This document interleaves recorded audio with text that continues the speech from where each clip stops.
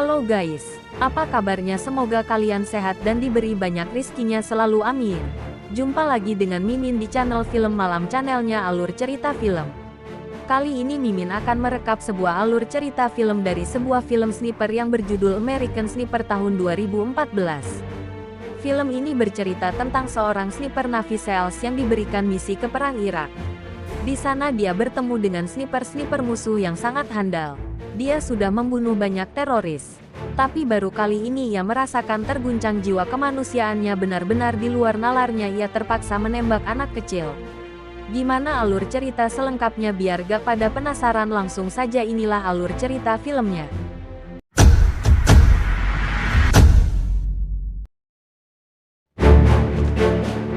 Di awal film kita diperlihatkan seorang anak kecil laki-laki bernama Christian yang sedang berburu rusa bersama ayahnya.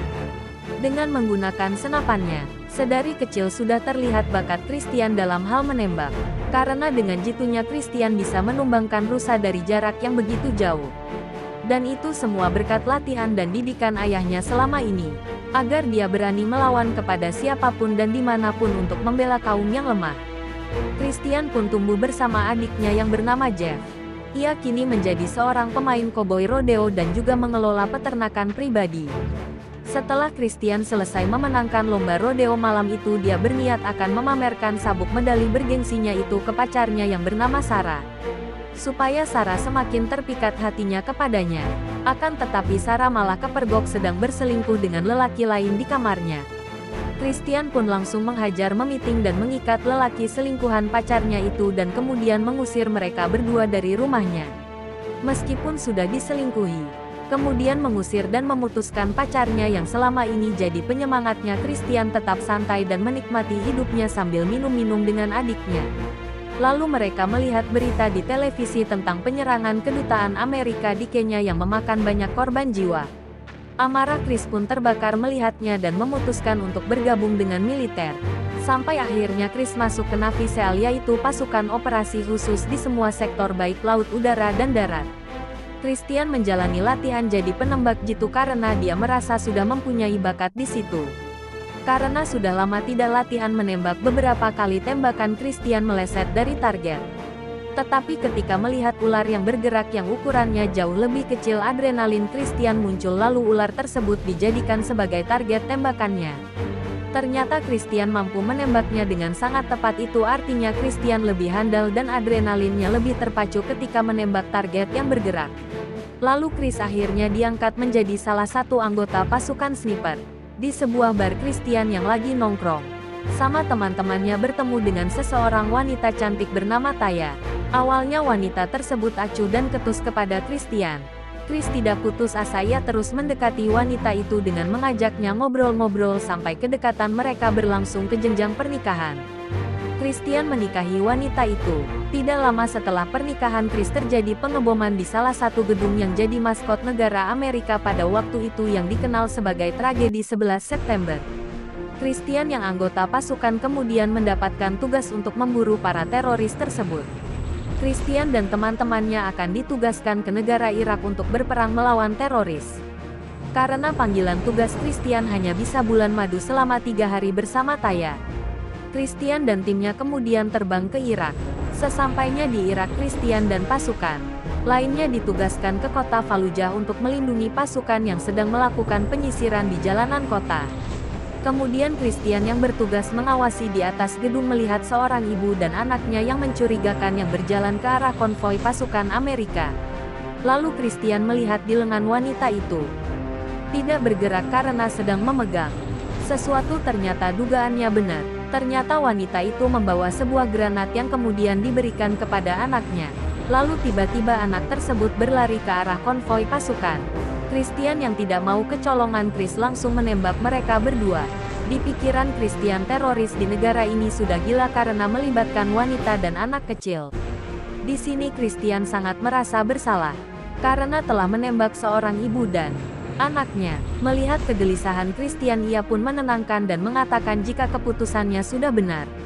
Karena kalau Christian tidak menembak wanita dan anak tersebut, malah banyak tentara yang mati terkena granat.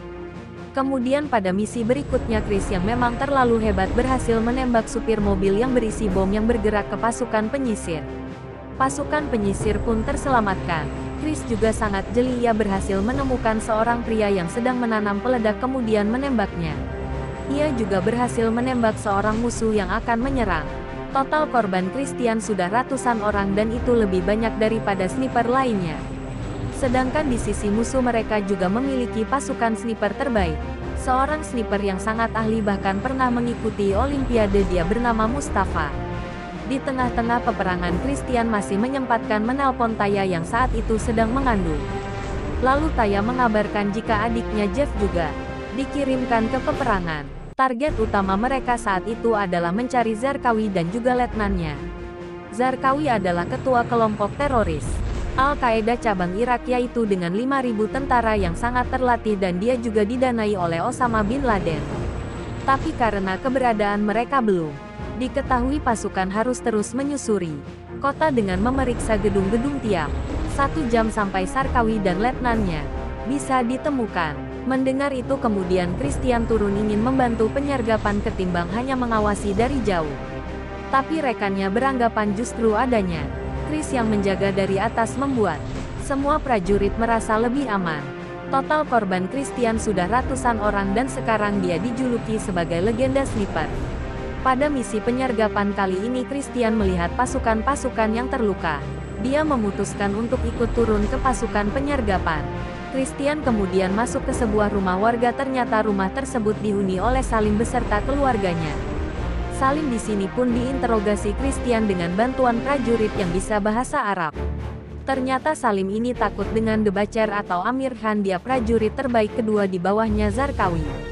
Karena siapapun yang ketahuan bicara dengan pasukan Amerika maka mereka akan disiksa dengan bor listrik sampai mati. Karena dapat jaminan keselamatan dari Christian dan pasukannya, Salim akhirnya mau memberitahu lokasi Amir atau The Butcher asalkan dia mendapatkan imbalan $100.000 untuk informasi yang sangat beresiko ini. Keesokan harinya setelah dicek kebenaran dari identitas tentang Amir Khan ini memang benar, Christian dan kawan-kawan langsung pergi ke rumah Salim. Christian membawa uang sesuai kesepakatan dengan Salim. Dalam perjalanan Chris sempat menelepon dan memberi kabar ke Taya bahwa ia akan segera pulang. Ternyata pasukan teroris sudah bersiap menembak konvoi mereka di kejauhan dan yang terjadi baku tembak di sana.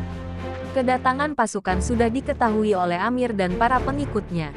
Pasukan pun segera mengamankan uangnya dan pergi dari sana. Karena sudah ketahuan berkhianat dengan sadisnya Amir membunuh anak Salim dengan alat bor yang ditancapkan di kepalanya. Salim yang berusaha menyelamatkan anaknya kemudian ditembak oleh Amir Khan. Sementara para pasukan Christian masih dikejar oleh Mustafa dan pengikutnya. Agar bisa kabur dari kejaran Mustafa, Chris dan pasukannya melemparkan granat asap. Kemudian Christian dan pasukannya menembaki Mustafa dan pengikutnya. Di sini terjadi aksi tembak-menembak yang salah satu peluru hampir membuat Christian terbunuh, untung hanya mengenai helmnya Chris. Dan misi kali ini dianggap gagal karena keluarga Salim terbunuh sedangkan Amir berhasil kabur dan pasukan tidak mendapatkan informasi apapun. Untuk sementara waktu misi ditunda, lalu Christian dan pasukan lainnya dibolehkan untuk pulang. Betapa bahagianya Taya melihat suaminya yang pulang dalam kondisi sehat walafiat. Di sini diperlihatkan Taya yang sudah mengandung besar. Ia ditinggal Chris sejak 3 hari setelah menikah. Selayaknya suami istri yang sudah lama kangen dan butuh pemenuhan kebutuhan biologis jasmani, mereka pun akhirnya bermain dengan dahsyatnya. Lalu tak lama setelah itu Taya akhirnya melahirkan anak pertamanya. Meskipun sudah memiliki momongan pikiran, Chris masih berada di medan perang. Karena perang masih berkecamuk dan korban banyak berjatuhan. Dengan terpaksa kemudian Taya membolehkan Chris untuk kembali berperang dan meminta Chris pulang dengan selamat demi keluarganya. Christian kemudian berangkat lagi ke Irak. Sebelum berangkat dia bertemu dengan adiknya Jeff yang juga akan menjalani misi. Jeff di sini terlihat sangat stres dengan peperangan ini dan dia hanya ingin kembali pulang. Karena kemampuannya Chris bukan hanya terkenal di kalangan pasukan Amerika tapi juga di kalangan teroris Al-Qaeda. Sampai-sampai teroris Al-Qaeda menyiapkan imbalan $180.000 untuk siapapun yang berhasil membawa kepalanya Christian. Di lain sisi Chris juga telah diberikan tim khusus untuk meringkus Amir Khan. Kemudian misi penyisiran dimulai kembali. Malam itu mereka memeriksa salah satu rumah penduduk yang dihuni oleh Malik. Sekeluarga, mereka menginterogasi dan ditunjukkan foto Amir tapi tidak ada yang mengenali wajahnya. Karena situasi dirasa aman, para prajurit memutuskan tinggal di sana. Karena hari itu bertepatan dengan Idul Adha, semua pasukan diajak makan bareng sama Malik. Situasi pun terasa sangat hangat ramah, tetapi Chris melihat suatu kejanggalan, yaitu sikutnya Malik yang kapalan, kok kayaknya ada yang gak beres. Chris kemudian kembali memeriksa rumah tersebut dan ternyata ada tempat rahasia di bawah kasur yang ditutupi karpet. Setelah dibuka, di dalam sana terdapat banyak senjata yang disembunyikan. Chris kemudian menginterogasi Malik dengan menghajarnya. Daripada dibunuh, Malik kemudian lebih memilih membantu mereka masuk ke markas Amir Khan. Prajurit pun bersiap-siap di pos masing-masing untuk melakukan penggerebekan sampai akhirnya misi penggerebekan itu diketahui Amir. Amir dan kawanannya berhasil kabur melalui lorong buatan dan menyerang balik tentara. Aksi tembak-menembak pun tidak terelakkan lagi, tapi Chris yang sangat jeli berhasil melihat Amir yang akan kabur dan langsung membunuhnya. Setelah keberhasilan misi tersebut, singkat cerita Chris pun kembali pulang. Saat kelahiran anak keduanya, tapi semua peristiwa di medan perang masih terus menghantuinya, bahkan dia terlalu parno dengar suara bising bengkel saja kayak suara di medan peperangan. Sementara tentara yang berterima kasih karena sudah diselamatkan, Chris pun kini kehilangan satu kakinya. Dan puncaknya adalah ketika Chris melihat bayi keduanya yang lagi nangis, dia tiba-tiba mudah emosi hanya karena perawat kurang tanggap menangani bayinya. Begitu pula dengan Taya yang sangat khawatir dengan sikap Chris karena sudah terbebani masalah peperangan. Jadi gangguan kecemasan yang dialami tentara itu emang udah biasa, apalagi kalau habis perang. Meskipun begitu, Chris merasa bahwa peperangan adalah prioritas utamanya. Chris kemudian kembali berangkat ke Irak. Kali ini Chris beserta timnya ditugaskan membunuh musuhnya yang juga seorang sniper hebat dari kelompok teroris, yaitu Mustafa. Mereka mulai menyusuri jalan dan terlihat beberapa orang yang mengawasi pergerakan tentara. Mereka melaporkan ke Mustafa jika pasukan Chris sudah datang. Mustafa pun langsung mencari posisi strategis agar leluasa mengenai targetnya. Chris kemudian mengejar dan menembaknya teroris yang kabur dari mobil. Teroris itu akhirnya berhasil dibunuh. Karena merasa sudah aman, Chris dan temannya Biggles yang berada di rooftop berjalan dengan santainya. Lalu yang terjadi? Biggles tertembak. Peluru melukai pipinya cukup dalam dan Chris memperkirakan Mustafa menembak dari jarak 1 kilo lebih. Christian dan rekan-rekannya kemudian kembali mencari lokasi Mustafa untuk membalaskan dendamnya Biggles. Tapi saat mereka mendatangi perkiraan lokasi Mustafa sebelumnya, kelompok teroris sudah menunggu di gedung lain dan berhasil membunuh Marech. Marech akhirnya dimakamkan dengan layak. Sebagai komandan grup, Chris memberikan yang terakhir dengan menempelkan lencana Navy-Seals. Setelah itu Chris menjenguk Biggles yang masih terbaring di rumah sakit. Dia menyemangatinya dan berjanji agar segera membalaskan dendamnya. Sementara itu Taya memberikan ultimatum yang terakhir kepada Chris karena Taya tidak mau kehilangan suaminya. Jika Taya dan anak-anaknya akan pergi dari sana ketika Chris kembali dari peperangan itu, karena saya sangat ingin Chris berhenti berperang dan fokus dengan keluarga kecilnya. Chris langsung memeluk Taya agar pikirannya bisa lebih tenang. Chris berjanji akan pensiun jika ia berhasil membunuh Mustafa. Di penugasannya yang keempat, Chris sangat terpukul karena mendapatkan kabar bahwa Biggles telah meninggal saat dioperasi. Chris pun teringat dengan ucapan Taya bahwa dia harus selamat agar bisa kembali ke keluarganya. Chris yang memantau keadaan sekitar melihat teroris lain yang akan menembak bazooka dan Chris langsung membunuhnya. Setelah itu terlihat anak kecil yang iseng ngambil bazookannya. Chris berbicara dalam hati, tolong letakkan bazookannya. Karena Chris tidak mau lagi membunuh anak kecil. Untung aja anak kecil itu meletakkan kembali bazookannya dan lari terbirit-birit. Misi mereka kali ini masih sama, yaitu untuk membunuh Mustafa dan para prajuritnya. Chris dan pasukannya segera menuju ke titik yang telah diberikan oleh Intel. Chris dan beberapa rekannya mengamankan dari atas gedung. Chris mencari-cari keberadaan Mustafa sesuai petunjuk dari Intel. Tapi tiba-tiba suara tembakan terdengar dan mengenai salah satu prajurit. Ternyata mereka salah posisi dan ternyata Mustafa ada di arah yang berlawanan. Chris kemudian mengganti posisinya dan terus mencari di mana lokasi Mustafa. Hanya berbekal suara tembakannya, Chris berhasil melihat ada sedikit pergerakan di jarak 1,9 km di atas gedung, atau setara 20 lapangan sepak bola jarak tembak yang begitu jauh. Semua pasukan cepat tanggap langsung dikerahkan untuk menyergap Mustafa secara diam-diam, karena mustahil Chris mampu dan bisa menembak dari jarak sejauh itu, tapi karena pasukan baru bisa datang dalam waktu 20 menit dan Chris sudah mendapatkan insting yang begitu kuat, bahkan dia bisa tahu jika Mustafa sedang mengincar salah satu temannya, Willy. Chris memberanikan diri untuk menembak lebih dulu sampai akhirnya peluru ditembakkan. Tembakan Chris tepat sasaran dan Mustafa akhirnya mati. Meskipun misi membunuh Mustafa berhasil, tapi tembakan Chris tadi membuat kelompok teroris mengetahui lokasi para pasukan. Mereka langsung dikepung dari berbagai arah dan sudah jelas pasukan Amerika kalah jumlah. Sementara pesawat drone terus memantau dari atas. Di saat yang sama badai pasir juga mulai datang. Kristen beserta pasukan lainnya yang hanya berjumlah sedikit kini terkepung di gedung tersebut. Karena terdesak dan peluru semakin menipis, komandan meminta bantuan serangan udara yang bisa membunuh teroris tapi juga bisa membunuh pasukannya. Di tengah kecamuknya peperangan, Chris mengatakan jika dia tidak akan selamat. Tapi Dewa Keberuntungan masih bersama mereka. Badai pasir yang semakin mendekat membuat misil meleset dari sasaran. Penglihatan mereka pun semakin kabur karena pasir yang sangat tebal yang mulai menyelimuti gedung. Lalu yang terjadi, mereka berhasil selamat. Setelah misi tersebut selesai, Chris berhenti dari Navy Seals dan sepenuhnya menjadi warga sipil.